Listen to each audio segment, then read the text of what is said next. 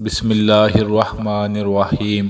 میرے بھائی اور بہنوں، ویڈیو کو شروع کرنے سے پہلے آئیے ہم سب مل کر اللہ رب العالمین کی بارگاہ میں دل سے دعا کرتے ہیں۔ اے کریم اللہ، دنیا میں جہاں کہیں بھی کوئی بھی انسان غم یا پریشانی میں ہے، اے سونے اللہ، اپنی رحمت کے صدقے ہر انسان کے ہر غم اور پریشانی کو دور فرما دیجئے، آمین ثم آمین۔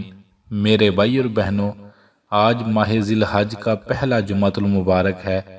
جمعۃ المبارک وہ دن ہوتا ہے جس دن اللہ تعالیٰ اپنے بندوں کی دعائیں بڑی جلدی قبول فرما لیتے ہیں، لہٰذا آج کا سارا دن اللہ کی یاد میں، ذکر میں، دعاؤں میں گزاریے گا۔ آج کے دن آپ قرآن پاک کی ایک آیت زیادہ سے زیادہ پڑھیے گا۔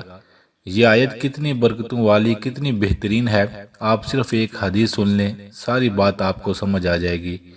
جناب نبی کریم صلی اللہ علیہ وآلہ وسلم نے صحابہ کرام رضوان اللہ علیہ اجمعین سے فرمایا، اے میرے صحابہ، تمہیں ایک ایسی قرآن کی آیت نہ بتاؤں جسے تم غم اور پریشانی میں پڑھو، اللہ تمہارے غم، پریشانیاں اور فکریں دور کر دے۔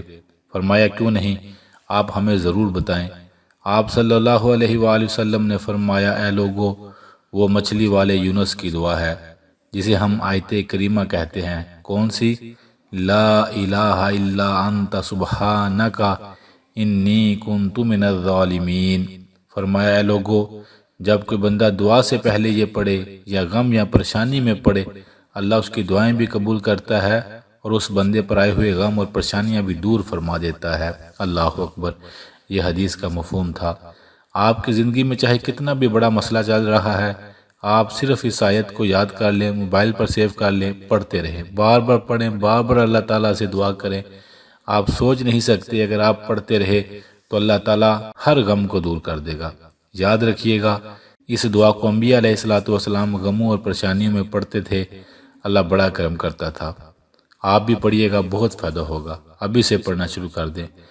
لا الہ الا انت سبحانک انی کنت من الظالمین۔